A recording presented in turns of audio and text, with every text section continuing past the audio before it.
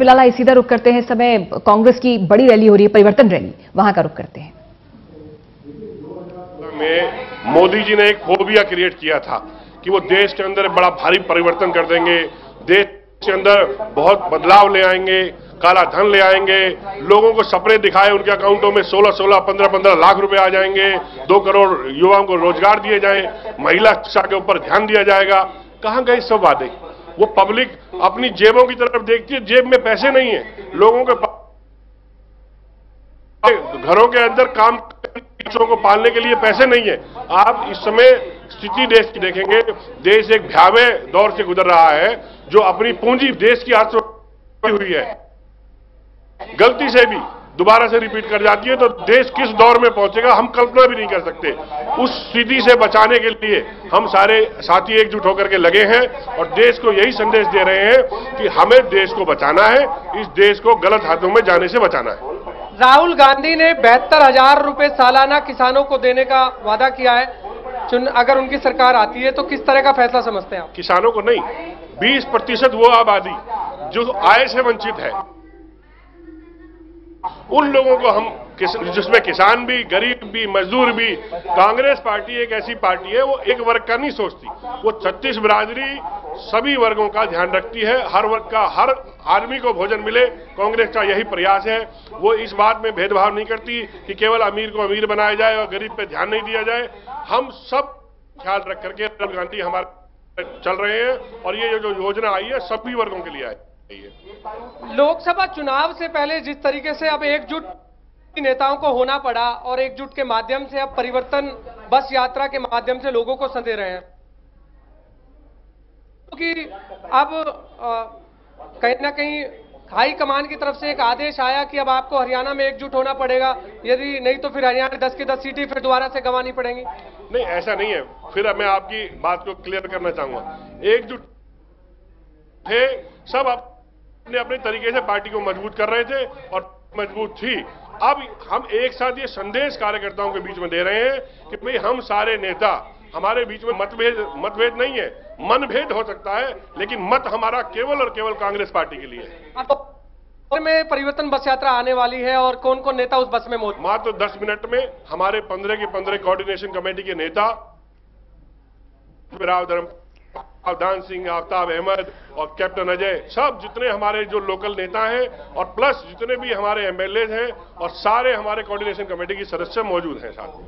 आपको लगता है कि जिस तरीके से गुलाम नबी आजाद ने इसकी शुरुआत की है, तब कोऑर्डिनेशन कमेटी में बैठकर के एक फैसला लिया गया तो हरियाणा में 10 सीटों पर कब्जा करना है, उसके लिए किस तरह की रणनीति तैयार की है? क्योंकि सामने कहीं ना कहीं भाजपा की तरफ से फिर दोबारा से मोदी चेहरा है और आप कांग्रेस की तरफ से क्या लग रहा है कि कौन चेहरा आगे आ रहा है? हमारा तो एक ही चेहरा है, राहुल गांधी। हमने तो कभी चेहरे ना बदले, ना हमने अलग चुने। हमारे तो शुरू से ही चेहरा सोनिया जी के बाद राहुल जी को जब से अध्यक्ष चुने, हमारे वही उम्मीदवार है, गठबंधन के उम्मीदवार है। रही बात मोदी जी की, वो आए, उन्होंने फोबिया क्रिएट किया, जैसे उन्होंने झूठा प्रचार क्रिएट किया, जनता उनको इस चुनाव में। प्रत्याशियों की तलाश आप लोगों ने कर ली है हरियाणा की 10 लोकसभा तलाश की बात कर रहे हैं। हमें तो ये चुनना पड़ा किसको टिकट दें और किसको ना दें। हमारे पास तो प्रत्याशियों की भीड़ है, हमें तो उसमें से सिलेक्शन करना है जो हमारी पार्टी लोकतांत्रिक तरीके से सिलेक्शन करेगी। दिल्ली में जिस तरीके से आम आदमी पार्टी के गठबंधन किसी देखिए, हमारे वरिष्ठ नेता, चाहे हमारे प्रदेश अध्यक्ष रहे हों, हमारे चौधरी भूपेंद्र सिंह हुड्डा पूर्व मुख्यमंत्री जी जो कोऑर्डिनेशन कमेटी के चेयरमैन ना, कह चुके हैं कि हमें गठबंधन की जरूरत नहीं है। लेकिन अगर राष्ट्रीय स्तर पर राहुल गांधी जी कोई गठबंधन करेंगे तो वो हम सबको होगा, क्योंकि हम कार्यकर्ता हैं। जो आदेश हमारे राष्ट्रीय अध्यक्ष का आता है वो हम सब। लेकिन हरियाणा में फिलहाल हमें किसी गठबंधन की जरूरत नहीं है, क्योंकि 10 सीटों पर हमारे पास मजबूत लोकसभा प्रत्याशी मौजूद है। रथ यात्रा जो बस यात्रा है उस पर सत्ता पक्ष जो है वो भी में जो और विपक्षी दल है वो भी निशाने साध रहे हैं। वो कह रहे हैं कि रथ यात्रा से डर है कि कहीं ना कहीं फिर दूसरे प्रदेश अध्यक्ष अशोक तंवर को निशाना ना बना दे बस के अंदर। नहीं, एक बात समझिए कि ये सब जो क्रिएशन जो आप लोग मतलब सरकार जो करवाती है या सरकार के कहने से आप जो निशाना साधने वाली बात कर रहे हैं, ऐसा कुछ नहीं है। वो उस समय कार्यकर्ताओं के आपस में बीच में कोई मतभेद हुआ था, उसमें कोई प्रदेश अध्यक्ष सबके हम सबके हैं, वो कांग्रेस पार्टी के प्रदेश अध्यक्ष है, राहुल गांधी के चुने हुए अध्यक्ष हैं। ऐसी कोई बात नहीं है।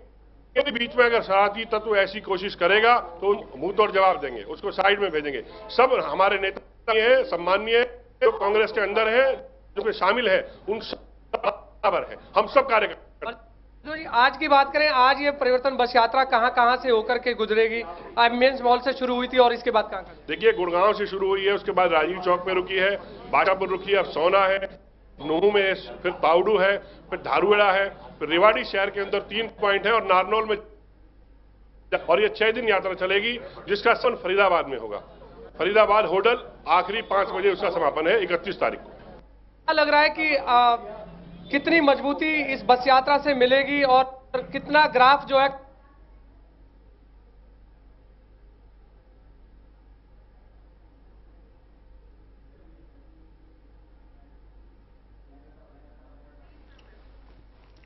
तो हरियाणा में परिवर्तन का संदेश देगी ये बस यात्रा। साफ तौर पर कांग्रेस में गुटबाजी नहीं होने का संदेश यहां पर कांग्रेसी नेता देते हुए नजर आ रहे हैं। शुरुआत की जा चुकी है परिवर्तन बस यात्रा की। वहीं आपको बता दें कि कुछ ही देर बाद सोहना पहुंचेगी ये बस यात्रा। तो चुनाव नजदीक है, ऐसे में कांग्रेस पार्टी भी पूरी तरीके से चुनावी रण में उतर चुकी है, चुनावी मैदान में उतर चुकी है और साथ ही जनता को ये संदेश भी दे रही है कि कांग्रेस में एकजुटता है, कांग्रेस पर जनता भरोसा दिखा सकती है। और वहीं जीत का दावा करते हुए भी कांग्रेसी नेता कार्यकर्ता नजर आ रहे हैं।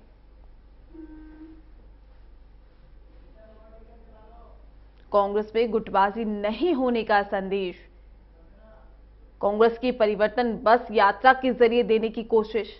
और 5 दिनों तक ये बस यात्रा आपको सड़कों पर दिखाई देगी। और समापन की अगर बात की जाए तो फरीदाबाद में इसका समापन किया जाएगा 31 मार्च को।